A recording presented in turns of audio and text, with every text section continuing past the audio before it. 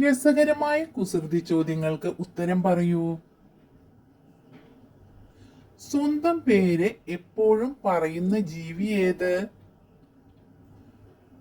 ഉത്തരം കാക്ക. കഴിക്കാൻ പറ്റുന്ന ആന ഏതാണ്? ഉത്തരം ബനാന.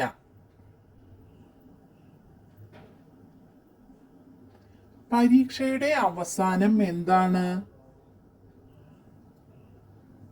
ഉത്തരം ക്ഷ.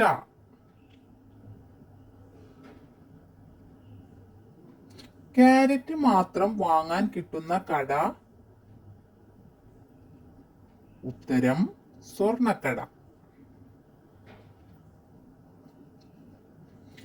4ഉം 4ഉം കൂട്ടുമ്പോൾ 9 കിട്ടുന്നത് എപ്പോൾ? ഉത്തരം കണക്ക് തെറ്റുമ്പോൾ.